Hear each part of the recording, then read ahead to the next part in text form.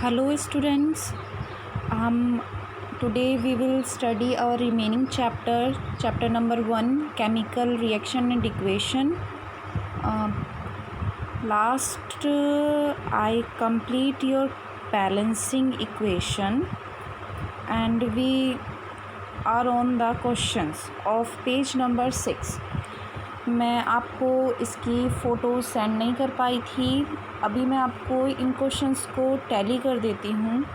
तो question number 1 है, why should a magnesium ribbon be clean before burning in air. ये question मैंने आपको पहले भी बताया था। अब हम इसका आंसर लिखेंगे। Magnesium gets covered with a layer of magnesium oxide when kept in air for a long time. This layer hinders the burning of magnesium, hence it is to be cleaned before burning. इसका reason मैंने आपको पहले भी बताया था कि magnesium को हम सैंड पेपर से क्लीन करते हैं उसे जलाने से पहले, जिससे कि वो इजीली बर्न हो सके। क्योंकि उस मैग्नीशियम के ऊपर मैग्नीशियम ऑक्साइड की लेयर जम जाती है। अगर उसे हम कुछ टाइम तक या तो लंबे टाइम तक वो एयर में रह जाता है तो वो बर्न नहीं हो पाता है। नेक्स्ट क्वेश्चन है, right a balanced equation for the following chemical reactions. आपको ये जो केमिकल रिएक्शंस दी हुई हैं इनकी बैलेंस्ड इक्वेशन लिखनी है। बैलेंसिंग आपको बता दी गई है। फर्स्ट पार्ट है hydrogen plus chlorine arrow hydrogen chloride. तो हाइड्रोजन का आपको पता है क्या होता है, H2 होता है। इसका आंसर लिखिए आप H2। क्लोरीन का क्या होता है, Cl2। तो H2 plus Cl2 arrow 2HCl। देखिए H2 plus Cl2 arrow 2HCl। Okay, next आप लिखेंगे। नेक्स्ट पार्ट है barium chloride plus aluminium sulphate arrow barium sulphate plus aluminium chloride. ये रिएक्शन भी आपको क्या करना है, बैलेंस करना है। मैं आपको सिर्फ इसके बैरियम क्लोराइड का, एल्यूमिनियम सल्फेट, बैरियम सल्फेट और एल्यूमिनियम क्लोराइड का सिर्फ केमिकल फार्मूला बताऊंगी। आपको इसको बैलेंस खुद करना होगा। बैरियम क्लोराइड का फार्मूला है BaCl2 और एल्यूमिनियम सल्फेट का फार्मूला है Al2।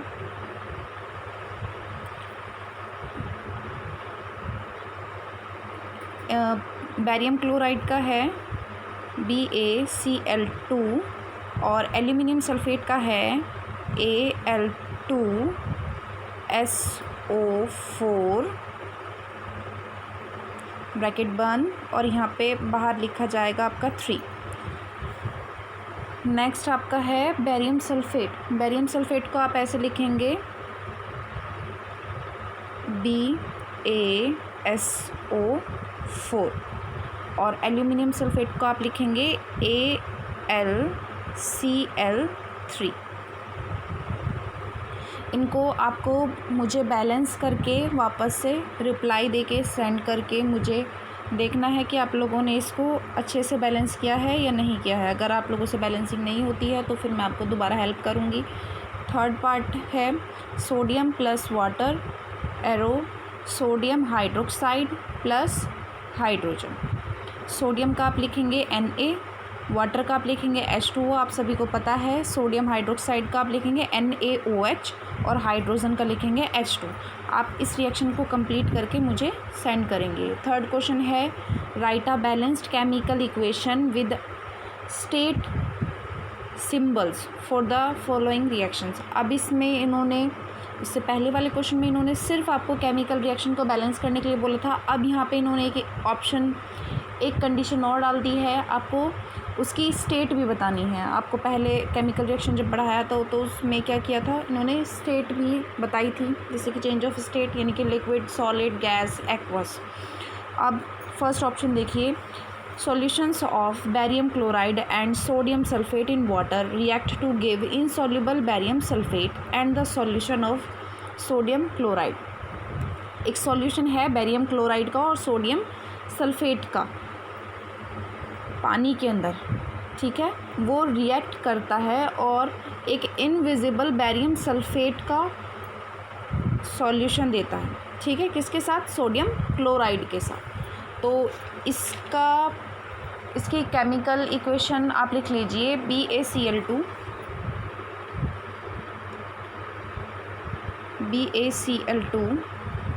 यहाँ पे आप इसे एक्वस में लिखेंगे क्योंकि इन्होंने बोला है कि वाटर में है, ठीक है। उसके आगे आप लिखेंगे Na2, मेरे पास स्पेस नहीं बचा है तो Na2SO4, ये भी आपका एक्वस में होगा। उसके बाद एरो करके आप लिखेंगे BaSO4, ये सॉलिड स्टेट में मिला है आपको, प्लस 2NaCl, ये आपको एक्वस स्टेट में मिला है, ओके। नेक्स्ट पार्ट है sodium hydroxide solution in water react with hydrochloric acid solution in water to produce sodium chloride solution and water. इन्होंने अब आपको next chemical equation, chemical reaction दी है। इसमें क्या है कि सोडियम हाइड्रोक्साइड जो कि पानी में है यानी कि एक्वस स्टेट में है, वो हाइड्रोक्लोरिक एसिड के साथ, वो भी एक्वस स्टेट में है, रिएक्ट करता है। क्या मिलता है हमें उससे? जो प्रोडक्ट है हमारा वो क्या मिलेगा? सोडियम क्लोराइड मिल रहा है।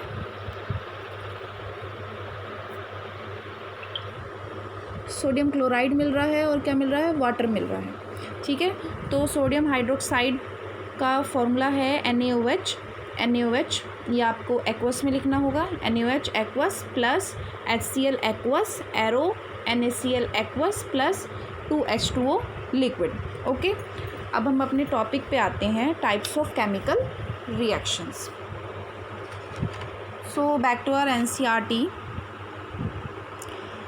we have learnt in class 9th that during a chemical reaction atoms of one element do not change into those of another element। यानी कि जो केमिकल रिएक्शन है, केमिकल रिएक्शन में जो भी एटम्स होते हैं किसी भी एलिमेंट के, वो दूसरे एलिमेंट में चेंज नहीं होते हैं। इनकी कोई भी रिएक्शन है तो उसके जो एलिमेंट्स हैं वो एक एलिमेंट से दूसरे एलिमेंट में कन्वर्ट नहीं होगा, जो एलिमेंट है वो वही एलिमेंट रहेगा। Not do atoms disappears, atoms भी डिसअपियर नहीं होते हैं फ्रॉम द मिक्सचर, मतलब मिक्सचर में से ना तो एटम्स गायब होते हैं और ना ही वो दिखते हैं, मतलब अपीयर भी नहीं होते कि भाई एक्स्ट्रा हो गए। Actually chemical reaction involves the breaking and making of bond between atoms to produce new substance. बल्कि केमिकल रिएक्शन में क्या होता है कि जब आप दो रिएक्टेंट को लेके कोई रिएक्शन कराते हो तो उनके जो बॉन्ड्स हैं वो ब्रेक होते हैं और एक नया बॉन्ड ब्रेक बनता है। आपने अभी यहाँ पे भी देखा होगा कि ये नीचे रिएक्शन दी हुई है कि CaO यानी कि कैल्शियम ऑक्साइड की रिएक्शन वाटर के साथ हो रही है। तो क्या हो रहा है, इसमें बॉन्ड यहाँ से ब्रेक हो रहे हैं, CaO के बीच में बॉन्ड ब्रेक हो रहा है और इधर वाटर मॉलिक्यूल्स में O के बीच का बॉन्ड ब्रेक हो रहा है। तो ये जाके कंबाइन हो रहे हैं, ठीक है। यहाँ पे बॉन्ड्स क्या हुए, ब्रेक हुए, और यहाँ पे बॉन्ड्स क्या हो गए, कंबाइन हो गए, और ये क्या हो गया, एक केमिकल रिएक्शन बन गई है, ओके। नाउ कॉम्बिनेशन रिएक्शन, तो अभी इन सब बॉन्ड्स के बारे में और टाइप ऑफ रिएक्शंस के बारे में भी हम पढ़ेंगे। काफ़ी सारी रिएक्शंस हैं और उनके टाइप्स भी, मेनली 4 रिएक्शंस आपके चैप्टर में दी हुई है और उनके कुछ टाइप्स भी हैं, इनमें भी छोटी छोटी रिएक्शंस हैं। तो फर्स्ट रिएक्शन है आपकी कॉम्बिनेशन रिएक्शन। इन्होंने पहले एक एक्टिविटी दी हुई है, तो पहले एक्टिविटी पढ़ लेते हैं। Take a small amount of calcium oxide, आपको एक small amount of calcium oxide यानी कि थोड़ा सा कैल्शियम ऑक्साइड लिया है, जिसे हम क्या बोलते हैं, क्विक लाइम बोलते हैं। इसको हम एक बीकर में लेना है। बीकर में लेने के बाद उसमें थोड़ा सा पानी, धीरे धीरे पानी ऐड करते जाना है। फिर आप उसको जो आपने सॉल्यूशन बनाया है, आप उसको जब टच करेंगे तो आपको क्या फ़ील होगा, यानी कि इसके जो टेम्परेचर है उसमें क्या चेंज आएगा या नहीं आएगा, ये बताया गया है। तो बेसिकली आप पहले एक क्वेश्चन लिखिए। क्वेश्चन है आपका, take a small amount, question है आपका कि right the chemical name of quick lime. Quick lime का केमिकल नेम क्या है? तो आंसर है इसका कैल्शियम ऑक्साइड। कैल्शियम ऑक्साइड क्या है, इसका केमिकल नेम है। ठीक है, तो अब वापस एक्टिविटी पे आते हैं। एक्टिविटी में ये बोला गया है कि जब आप कैल्शियम ऑक्साइड को पानी के साथ रिएक्ट कराते हैं, कैल्शियम ऑक्साइड का पाउडर होता है, उसको आप पानी के साथ रिएक्ट कराते हैं तो क्या होता है, जब आप उसको बीकर को हाथ लगाएंगे तो थोड़ा सा टेम्परेचर आपको चेंज मिलेगा, यानी कि जो बीकर है वो गर्म हो जाएगा, यानी कि उसके जो टेम्परेचर है उसमें चेंज आया। ठीक है, और क्या बनता है उसमें, कैल्शियम हाइड्रोक्साइड बन जाता है। कैल्शियम ऑक्साइड की रिएक्शन आप पानी के साथ कराएंगे तो वो कैल्शियम हाइड्रोक्साइड बन जाता है। ठीक है, और टेम्परेचर बहुत ज़्यादा तो नहीं, थोड़ा सा बढ़ जाता है। So back to our topic, chemical oxide react vigorously with water to produce slaked lime, यानी कि chemical hydroxide releasing a large amount of heat. यानी कि कैल्शियम ऑक्साइड जब बहुत ही उत्तेजितता से, वर्गियसली माने बहुत ही उत्तेजित होकर रिएक्ट करता है पानी के साथ, तो वो स्लैग्ड लाइम बनाता है कैल्शियम हाइड्रोक्साइड, जिसका केमिकल नेम क्या है, कैल्शियम हाइड्रोक्साइड है। और वो बनाने के साथ साथ अमाउंट ऑफ हीट भी रिलीज़ होती है, यानी कि वो पानी जो है वो थोड़ा गर्म हो जाता है। ठीक है, ये इसकी केमिकल इक्वेशन है। और यहाँ पे एक क्वेश्चन और है जो आपको लिखना है, right the chemical name of slagged lime. Slagged lime का केमिकल नेम क्या है, कैल्शियम हाइड्रोक्साइड। आप इसका फॉर्मूला भी लिख लीजिए, CaOH का होल ट्वाइस, यहाँ पे नीचे लिखा हुआ है इसका ये। ठीक है, ऐसे ही मैंने आपको लास्ट क्वेश्चन बोला था अभी, right the chemical name of quick lime. तो क्विक लाइम का क्या है, कैल्शियम ऑक्साइड CaO, ये भी लिख लीजिएगा आप ब्रैकेट में। ठीक है, अब वापस से हम क्वेश्चन पे आते हैं। एक क्वेश्चन और है, what happen when calcium oxide react with water. Calcium oxide से जब आप पानी की रिएक्शन कराते हो तो क्या होता है, आपका आंसर अभी मैं बता चुकी हूँ इस क्वेश्चन का, आपको ये लिखना होगा इसका, ये इसका पूरा आंसर है। ठीक है, सो उससे पहले आप एक क्वेश्चन और लिखिए, डिफाइन नेक्स्ट कंटिन्यू करने से पहले एक क्वेश्चन और लिखिए, उसका आंसर फिर मैं आपको दोबारा बताऊंगी। Define combination reaction and give the example. In this reaction calcium oxide and water combine to form a single product. अब इसमें ये जो आपके ऊपर रिएक्शन है, इसमें क्या दिया हुआ है, इसमें कैल्शियम ऑक्साइड पानी के साथ कंबाइन करके एक सिंगल प्रोडक्ट बना रहा है। ठीक है, सिंगल प्रोडक्ट क्या है, वो कैल्शियम हाइड्रोक्साइड है। ऐसी रिएक्शंस को जो सिंगल प्रोडक्ट बनाती हैं दो या दो से ज़्यादा रिएक्टेंट को लेकर, वो कॉम्बिनेशन रिएक्शन कहलाती है। ठीक है, यहीं पे आपका क्या है, आंसर है, यानी कि वो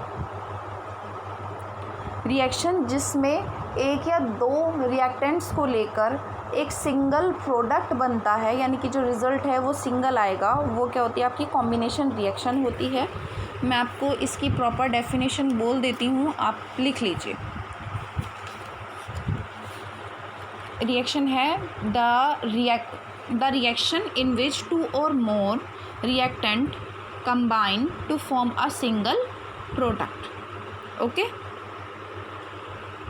जैसे कि आपने ए रिएक्टेंट लिया और बी रिएक्टेंट लिया, तो आपका जो रिज़ल्ट होगा वो क्या आएगा, AB। ठीक है, तो आप इसके एग्ज़ाम्पल में ऊपर जो इक्वेशन है वो भी लिख सकते हैं। अब ये इन्होंने कुछ छोटा सा दिया हुआ है, डू यू नो करके, तो अब हम उसे पढ़ लेते हैं। A solution of slagged lime produced by the reaction 1.13। एक अभी जो रिएक्शन है, ये वाली रिएक्शन, ये ऊपर जो दी हुई है, ये वाली रिएक्शन के बारे में बात कर रहे हैं यहाँ पे कि एक स्लैग्ड लाइम है, सॉल्यूशन था स्लैग्ड लाइम का, ये यानी कि ये वाला। इस सॉल्यूशन को जो है यूज़ किया जाता है वाइट वॉश करने में, यानी कि जो पुताई होती है दीवारों पे, जो वाइट वॉश होती है उसको करने में काम आता है। ठीक है, ये जो कैल्शियम हाइड्रोक्साइड है, कैल्शियम हाइड्रोक्साइड को जब हम वाइट वॉश कर दिया जाता है तो वो जो हमारी एयर में कार्बन डाइऑक्साइड होती है उससे रिएक्ट करके क्या बनाता है, ये बनाता है कैल्शियम कार्बोनेट बनाता है। मैं आपको पूरा पढ़ देती हूँ। A solution of slagged lime produced by the reaction is used for white wash, यानी कि ये जो सॉल्यूशन है, जो हमारा रिज़ल्ट निकल के आया है कैल्शियम हाइड्रोक्साइड का, ये वाइट वॉश करने में काम आता है। और जो कैल्शियम हाइड्रोक्साइड है वो रिएक्ट करता है, calcium hydroxide react slowly with the carbon dioxide in air to form a thin layer of calcium carbonate on the walls, यानी कि कैल्शियम हाइड्रोक्साइड कार्बन डाइऑक्साइड के साथ, जो हमारी जो एयर में कार्बन डाइऑक्साइड प्रेजेंट रहती है उससे रिएक्ट करके क्या बनाता है, कैल्शियम कार्बोनेट बनाता है। और जो calcium carbonate is formed after 2 or 3 days of white washing and gives a shiny finish to the walls. ये जो कैल्शियम कार्बोनेट बनता है उस वाइट वॉश वॉल पे, वो 2 या 3 दिन के बाद ही बनता है, क्योंकि ये थोड़ा स्लो प्रोसेस है और ये थोड़ा सा शाइनी भी होता है। ठीक है, it is interesting to note that the chemical formula for the marble is also CaCO3। और ये जो आपकी शाइनी लेयर बनी है कैल्शियम कार्बोनेट की, इसका जो फार्मूला होता है वो होता है CaCO3। देखो इधर जो था आपका क्या, क्विक लाइम का फार्मूला था CaO, ठीक है, नहीं कि कैल्शियम ऑक्साइड का। अब यहाँ पे कैल्शियम कार्बोनेट है, यहाँ पे इसका फार्मूला है कैल्शियम कार्बोनेट, इसका फार्मूला है CaCO3। ठीक है, और साथ में पानी, वाटर भी थोड़ा सा रिलीज़ होता है, यानी कि वाटर भी थोड़ा सा निकल जाता है, थोड़ा मॉइस्चर आ जाता है। वाटर तो नहीं खैर निकलेगा। अब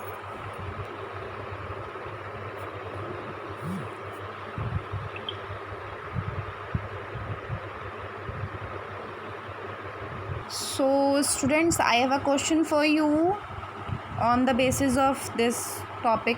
Do you know what happen when calcium hydroxide react with carbon dioxide? ये अभी मैंने आपको बताया क्या हो जाता है, अगर कैल्शियम हाइड्रोक्साइड और कार्बन डाइऑक्साइड से रिएक्ट करता है तो क्या होता है, कैल्शियम कार्बोनेट बन जाता है। ठीक है ना, तो आपको इसका आंसर यहाँ से लिखना होगा, मैं आपको इसी में मार्क कर देती हूँ बुक में।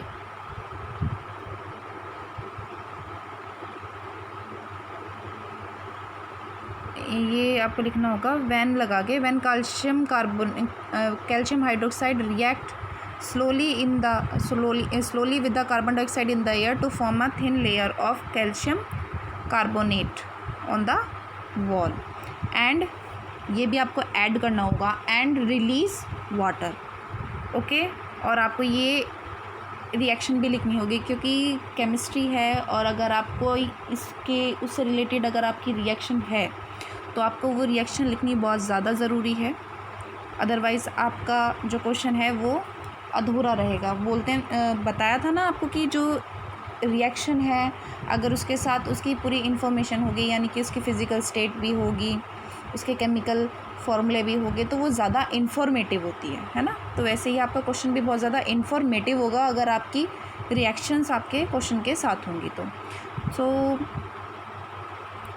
Back to a topic, let us discuss some more examples of combination reaction. इन्होंने कुछ और एग्जाम्पल्स भी दिए हैं कॉम्बिनेशन रिएक्शंस के, वो आप अपने क्वेश्चन में ऐड कर सकते हैं। जो भी लास्ट आपको क्वेश्चन मैंने बोला था कि define combination reaction, give some examples, तो उसमें आप ये एग्जाम्पल्स लिख सकते हैं कि burning of coal, formation of water, from H2 gas and O2 gas. ठीक है, तो इसमें बर्निंग ऑफ कोल में क्या है कि C यानी कि ये कार्बन है और O ऑक्सीजन मिलके क्या बना रहे हैं CO2। ये भी क्या है, कॉम्बिनेशन रिएक्शन है। कार्बन आपने खुद भी देखा होगा आपके घर में या कहीं बाहर लकड़ियाँ जलाई जाती हैं, तो वो क्या एक तरह से कार्बन है लकड़ियाँ, और ऑक्सीजन की हेल्प से ही जलती हैं, तो O2, और जो वो धुआं निकलता है, ठीक है, वो क्या होता है आपका CO2। तो क्या हो गया C प्लस O2 CO2। आपने इसमें देखा दो सिंगल प्रोडक्ट हैं, मतलब दो रिएक्टेंट हैं C प्लस O2, और एक सिंगल प्रोडक्ट बना रहे हैं CO2। तो ये क्या हो गई आपकी एक कॉम्बिनेशन रिएक्शन हो गई है। तो हम सिंपल लैंग्वेज में, in simple language we can say that when two or more substance, जैसे कि सब्सटेंसेस कोई भी हो सकता है, एलिमेंट हो सकता है या कंपाउंड हो सकता है, वो कंबाइन करके एक सिंगल प्रोडक्ट बनाते हैं, तो ऐसी रिएक्शंस को क्या बोला जाता है, कॉम्बिनेशन रिएक्शन। आप यहाँ से भी अपनी डेफिनेशन लिख सकते हैं, when two or more substances combine to form a single product the reaction are called combination reaction. In the activity 1.4, we also observed that a large amount of heat is evolved. This makes the reaction mixture warm. Reaction in which heat is released along with the formation of product are called exothermic reaction. अभी आपने ये जो activity देखी है, ये activity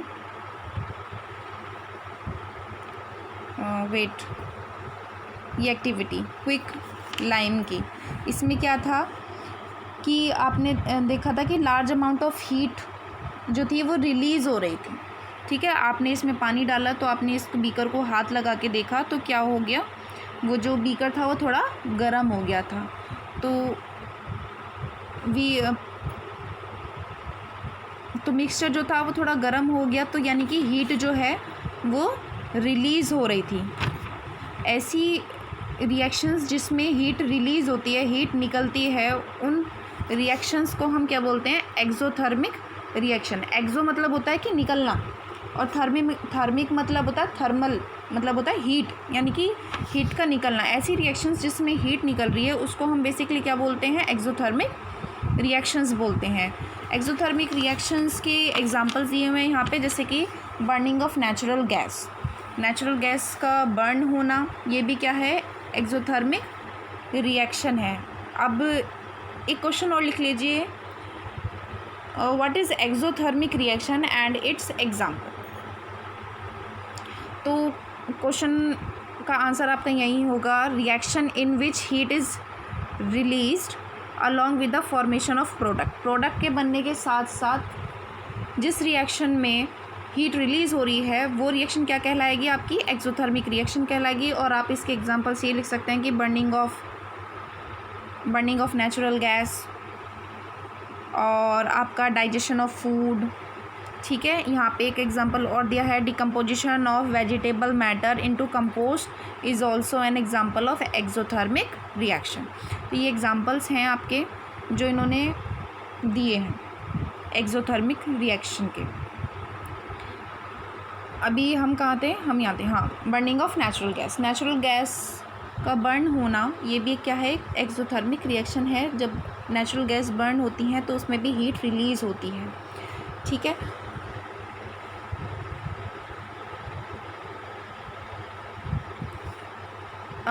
एक question लिखिए आप, what happen when CH4 is burned, और करके एक क्वेश्चन और उसके नीचे लिखिए, यानी कि दो क्वेश्चन हैं जिनका आंसर सेम है। मतलब एक तरह से क्वेश्चंस का मीनिंग सेम है लेकिन लैंग्वेज थोड़ी सी चेंज हो जाती है। जैसे कि what happen when CH4 is burned, और नेक्स्ट क्वेश्चन आप उसी में लिखेंगे कि what happen when natural gas is burn, कि जब CH4 जलता है तो क्या होता है, और नेचुरल गैस जलती है तो क्या होता है।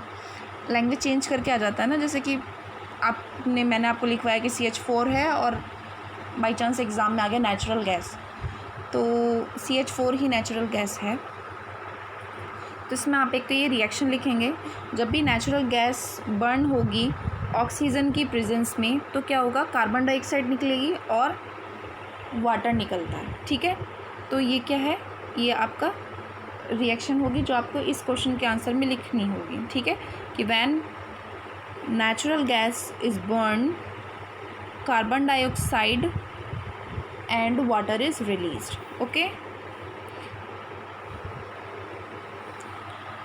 नेक्स्ट है, do you know that respiration is an exothermic reaction. क्या आपको पता है कि रेस्पायरेशन जो है वो एक्सोथर्मिक रिएक्शन है।